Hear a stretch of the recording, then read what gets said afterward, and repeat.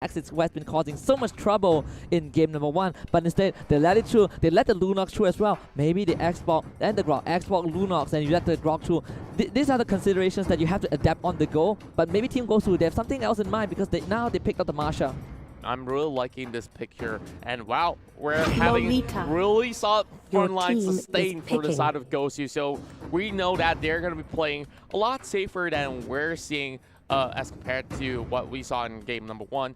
And Gosu here, they need a lot of all that sort of burst potential as well. So what should they actually go for in that second phase? Because Axis Esports here will possibly go in with either a marksman pick to actually finish off this sort of round. But if they do go in for a marksman, which means that there will be a little bit less of that tank for them. And of course, they could not even miss out on that Valor pick. Yeah, and we talk about how Gosu ban out Archive in the second ban phase. And if you're looking at what they want to pick, maybe the Chang'e could be decent. Maybe they want to set their eyes on possibly the Gord if you want to kind of play the late game. You are still lacking that marksman, that mage. Well, we've seen them play Esmeralda. Previously, I think that Esmeralda was not a bad choice either way if they still want to fall back to that. But with this kind of opening the high-lows Marsha into the Lolita, they have a big choice to make because they won't have the they won't have the luxury of counter-picking Axis Esports when the ban phase ends. Well, I would definitely say the same as well. Like, there's only so little options left for them. And now, with even Chang'e getting taken out, well, this is definitely that preemptive move coming in from the side of Axis Esports. And I'm really liking what I see so far. And now we're seeing another Bruno to come into play. So with this sort of a lineup, we can see great DPS as well as burst coming from the side of Axis. But for Gosu's side, how are they going to respond to this? Yes, they got great tanks. Yes, they can go in for some split push, but they still need a little bit more of that sort of damage output to actually take down Axis if they were ever to commit in towards a full-blown team fight to fend off against Axis. Yeah, and Axis had the same thought as well. With that Chang'e ban we talked about, you look at this robust lineup. The only thing missing is probably Chang'e or maybe the Gord. I pointed it out earlier on, and I think this is the clearest choice that Team Gosu could consider. So they're locking the Gord, they're locking the Kimi, Marksman Kimi in fact, and this is going to round out possibly the final lineup for this series if Axis Esports were able to find an answer to it. Now looking at Gosu's side, early game may not be exactly all too efficient going in for them, but of course they won't be relying on that Kimi pickup right here.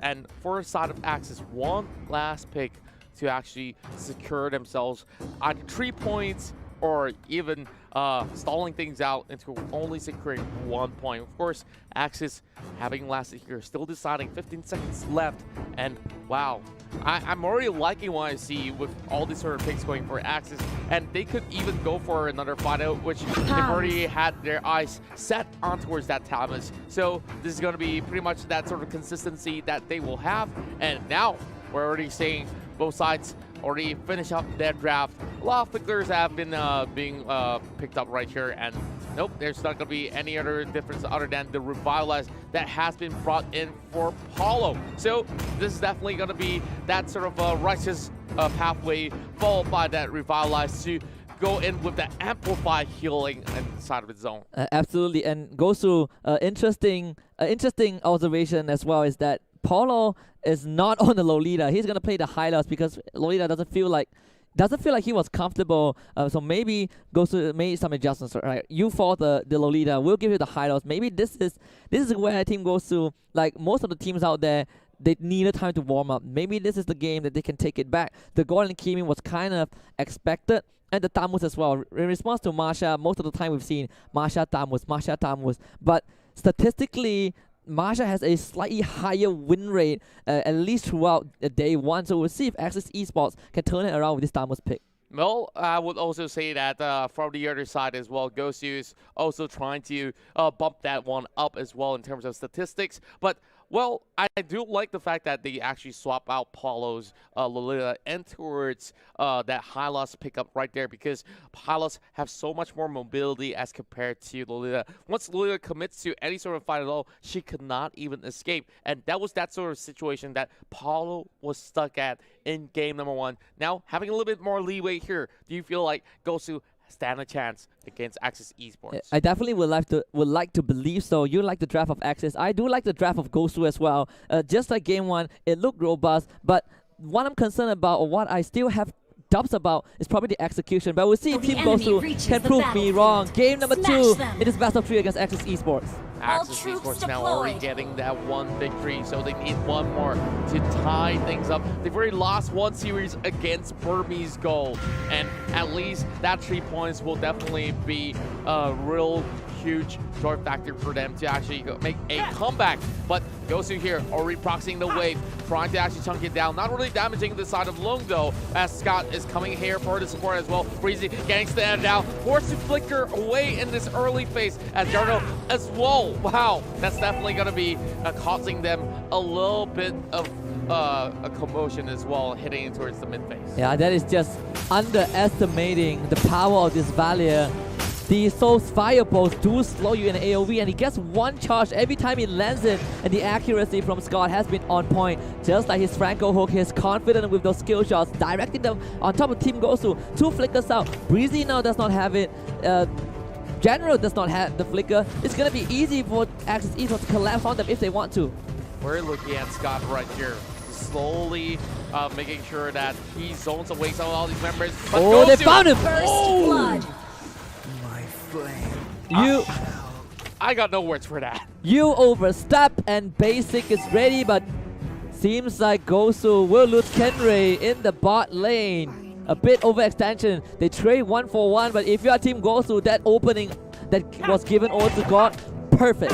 That definitely was a show of excellence coming from the core. Great sun, and of course that channeling element was a full channel to actually secure that for the first blood as well. But Basic here already spotting out again. Scout for another round, and Flicker has to be utilized here. And Gosu here with all 4 members being committed towards the top side.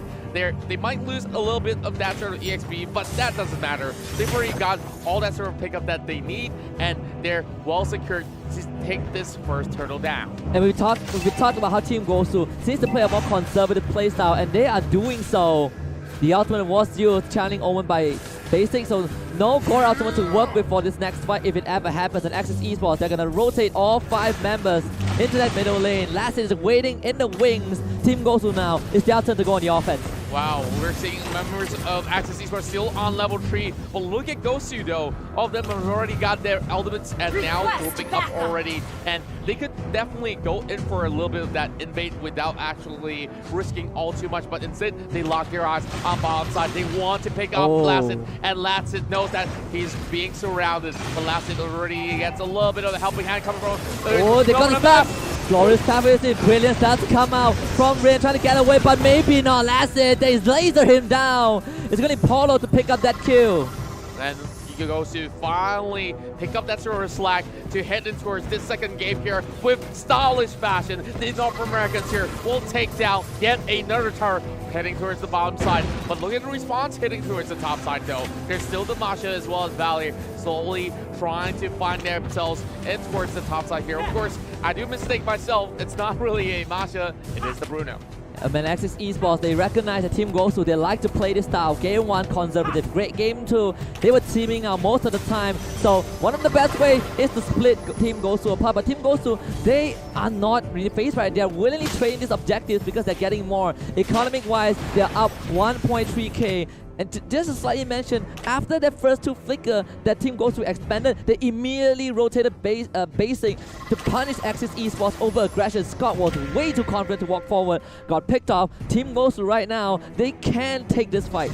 And Axis Esports need to find a little bit of that sort of a mistake from the side of Gosu to punish them. But Axis here, at least, trying to hold themselves all together. 2k goalie, not too far off, as we see Axis still trying to actually get themselves in towards that turtle pit and perhaps secure this still. Evo X trying to lead the way as well, but Paulo trying to zone him up, and that will not be any chance at all. We'll get a knock up as well as the wall charge being used. And the Golden Pathway does come up, but it seems like Team Gosu already losing members. Low with the flicker! We're fine too, but they get the stun onto Kenray, has the damage, flickers it, he picks up the Bruno, and now Team Gosu, they might want to go on the retreat. Basic still chunking out those stuns in the backline, managing to fend up Axis Esports for now. Axis Esports, they got the kill advantage, but Team Gosu got the second turtle.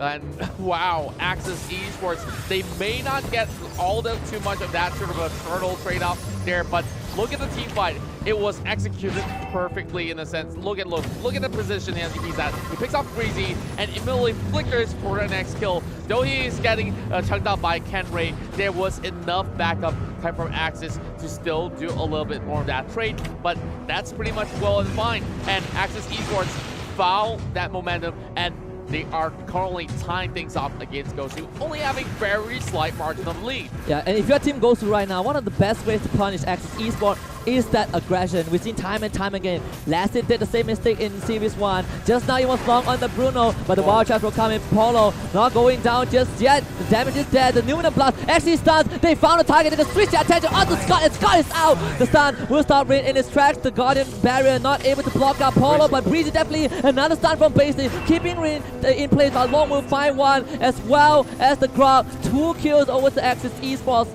And Team Gosu, they will be forced to retreat. Wow, what a bloodbath coming in through the mid lane. And as we see, great dives coming in from all these members of Team Gosu. But that wall by the Grok has already negated Breezy's exit. And look at Evil X right here. He was getting zoned away, which means that Scott was being left out to die. And Evil X could only clip out at least one member of Team Gosu, and they managed to bring him down. So that's definitely some great work. But heading back in towards that sort of the matchup that we see now, Gosu might have lost that sort of a kill lead in that sort of sense, but goal is actually not too far away. There's still time for them to catch up once again. Evil has purchased that Athena shield and at least have a little bit more tankiness than what he used to have in that early phase. And now this is going to be the turtle here, and Axis Esports wants to actually get a little taste of that. And what could they possibly pull off?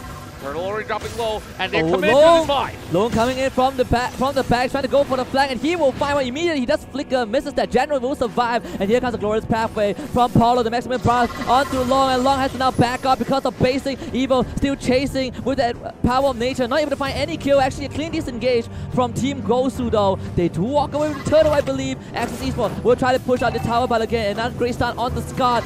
Basic was a marksman, is a marksman. Team Gosu, they fend off Axis Esports. Clean as a whistle. Team Gosu managed to secure all these turtles without actually risking their lives. And Breezy, as much as we see them having a shaky start in Game 1, Game 2, they look like different monsters in this matchup. Henry being forced to flicker away, but they're still giving a little bit more chase. But Scott will not go into that hot position. So indeed, 2 seconds left before the first Lord will appear towards the lower side of the river. And look at Gosu. Now that they could slowly take their sweet time, reset those waves, and prepare for the next fight. But Axis Esports here are securing this rotation and towards the jungle, and they are trying to block the entry points and looking for the kill over bot side. They want Kenray dead, and Kenray will try to buy time. The rest of Team Gosu can come to the class. Kenray just going beeline towards the rest of the team, but Ring will find that kill first. Glorious pathway a bit too late, but Polo will go for the engage. He sounds and Warhorn. Evo's going on top of General, but there is Breezy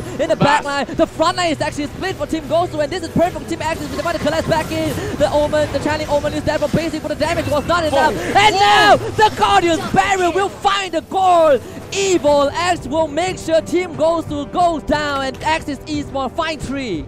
That was a huge swing, and Axis Esports now looking to secure that mid lane tower, and they have absolute control towards the bottom side as well. They can take this one down without any sort of a hassle, and Rin has already got that concentrated energy as well. So maybe after this, they will set up a bait in towards that corner of the river, and it's Team Gosu to make a move. And if you are the front line of the team, you have to remember the cores are your priority. Sure, you want to control the enemy cores, but Breezy and Paulo, they were accessing the back line, while their own cores were exposed to Axis Esports, and now they're gonna try again. Evil X being that front line, being that guardian for Axis Esports. Goss does dodge a bullet right there, and now Long will try to turn it around. Breezy with the Guardian's Borrow will try to block it out, and he will do so.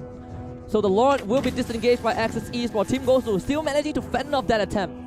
Now waiting for a little bit of that sort of a reset, heading towards the top side here. They want to shove in all those ways before going for any sort of that Lord attempt. They could even send one member off from the side of Axis to actually take down Lord while they're at it. And Evil X has already spot out Paulo, which for General as well. So it won't be any sort of that goal commitment coming from either Gosu or even Axis. But look at Lung though, he's already bringing it down to 60%, and now Gosu has responded it out, and it will be a little bit of a reset. Glorious Pathway does keep Paulo alive for now, but it seems like Rince could jump in, not gonna find the kill, and eventually does actually Breezy. Now not even then, doing the blast only onto the valley. The flicker from it was perfect, and the rest of Axis Esports goes for the collab. 1, 2, 3, 4 team goes to Foresight Dominoes, and Axis Esports, they might not need the Lord for this one, as Team Malaysia now will look for the inhibitor and possibly the victory as to take down that high ground tower, the inhibitor. As the Kenray desperately coming back, but the Malaysian Tigers will rejoice. They lock in the first 3 points of Group B.